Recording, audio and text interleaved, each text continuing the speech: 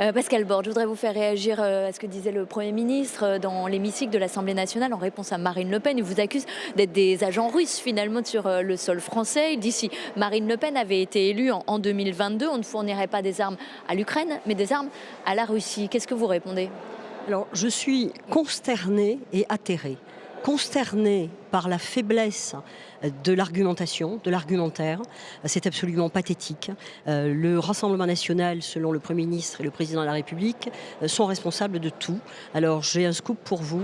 C'est le Rassemblement national qui a assassiné Henri IV il y a plusieurs siècles. Voilà, puisque nous en sommes là, c'est totalement absurde et grotesque.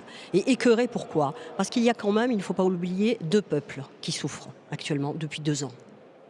Le peuple ukrainien et le peuple russe. Je ne dis pas les dirigeants russes et ukrainiens, je dis le peuple qui souffre.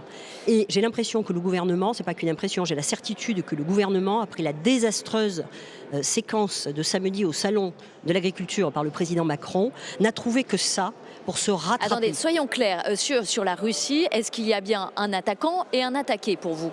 Alors, il y a bien un attaquant et un attaqué, mais le problème n'est pas là. Le problème n'est pas là. C'est que le président Macron et le président Macron et Gabriel Attal nous entraînent par ces déclarations, à la fois du président Macron qui l'a pris tout seul et de Gabriel Attal, vers une guerre. Ce sont deux va-t-en-guerre. C'est irresponsable et c'est écœurant de se servir de la souffrance de deux peuples mais juste pour bien satisfaire comprendre, un ego surdimensionné concernant Emmanuel Macron et Gabriel Attal. Emmanuel Macron dit qu'il faut irresponsable. absolument battre la Russie. Est-ce que vous êtes d'accord avec ça? Il est seul à dire ça.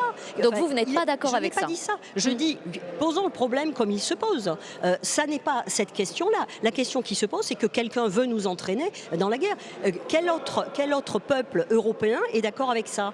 Il n'y a aucun consensus et nombre de dirigeants européens se sont élevés et sont totalement effarés par la prise de position du président français, dont on a l'impression qu'il est en permanence sous certaines substances psychotropes. Il devrait arrêter avec ça. C'est manifestement dangereux. Cet homme n'est pas fait pour diriger la France. Il nous entraîne vers des dérives et vers la guerre. C'est pas lui qui fera la guerre. Ce sont nos enfants.